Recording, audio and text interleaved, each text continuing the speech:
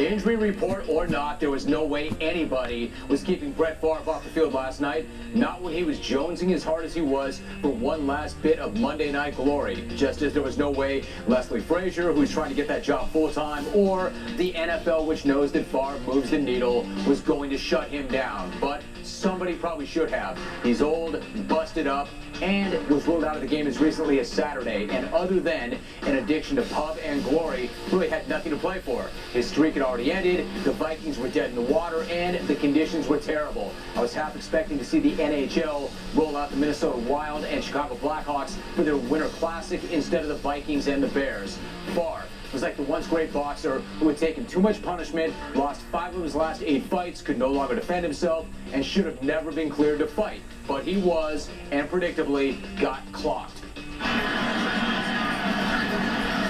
got 5 to choose from, got hit, got thrown down, and is shaken up. Corey Wooten, the rookie out of Northwestern, drew Favre to the turf. And according to Brian Urlacher and Jay Cutler, he was still loopy as he was wandering around on the field after the game. Ask him what his name is, and he'll probably say Ryan Leaf right now. Somebody should have shut him down before that game, and now it really has to be done. The decision needs to be taken out of his hands and made for him. He is the epitome of, they're going to have to rip that jersey off my back guy, and somebody better do it or he'll still be reaching for it when he's 60. It was a great ride, gunslinger, but it's over. Walk away before you do any more damage to your legacy or your brain. Coming back this year was a mistake, and playing one more down would be also. I've been talking recently about how this is the year of the kicker. Well, it was the weekend of the return man. And not that we didn't already know that he was the best ever, but Chicago's Devin Hester made it official last night. Patrick Ramsey, just to give our team a chance to function. Louis tried to kick away from Hester. Devin got it at 35. He hit it hard. Hester down the sideline. Here's the National Football League record. 14 career returns for touchdowns. In fact, last night's game felt like a condensed version of his entire career. You kick away from him, kick away from him, kick away from him, and the one time you jack it up and kick it between the lines, the Bears are kicking a point after about 12 seconds later. And memo to the fans who booed punter Chris Cluey the first few times that he did kick it away from Hester, the guy knew what he was doing. Before the game, he said somebody would get seriously hurt, and then Favre got his melon smashed, and he knew that if he kicked it to Hester, it would get housed. And apparently so did the coverage team, because they didn't even bother to try and tackle him. Number 14 was probably the easiest one of all. He probably could have housed that one running backwards. Everybody knows you don't kick to that guy. That's what's so amazing. 14 house calls in less than 5 years, but how many times has he even got his hands on one? 19, maybe? Reminds me of Barry Bonds back in the day when he was peaking on bullroids, allegedly. And he would get at most, what, 1 pitch and at bat to hit, and he usually crushed it.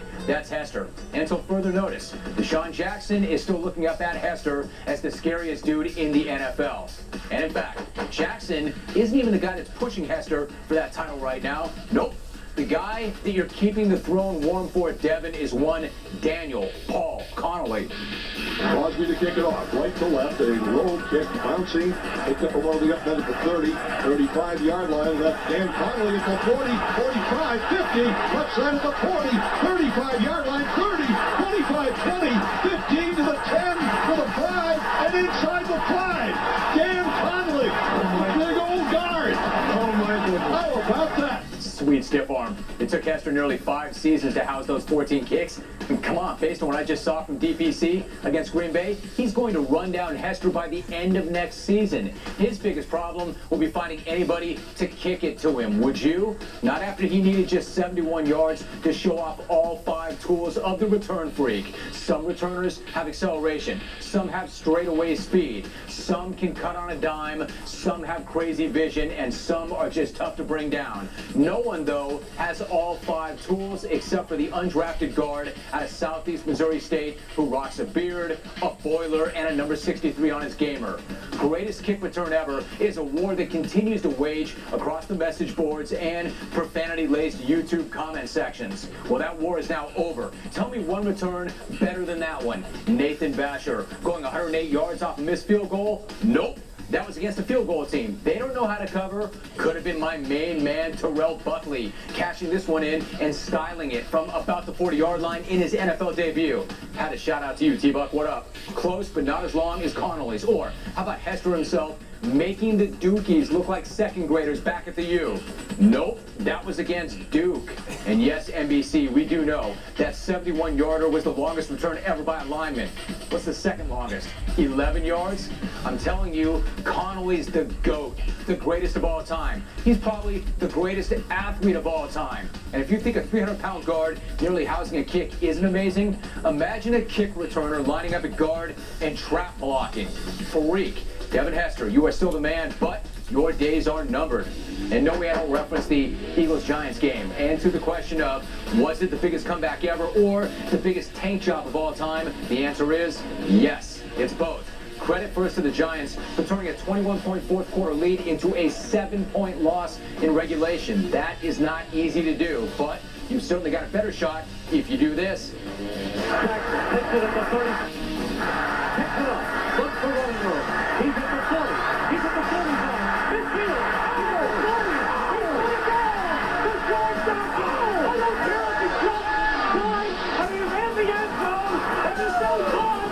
And the Eagles win.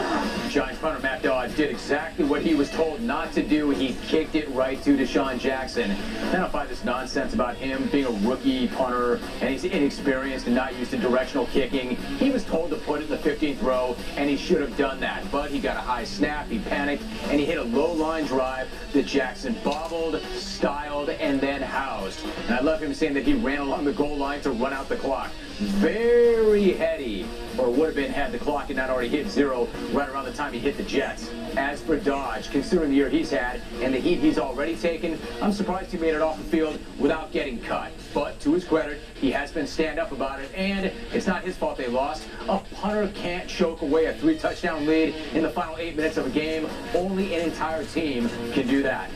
Later on, you'll get my take on whether the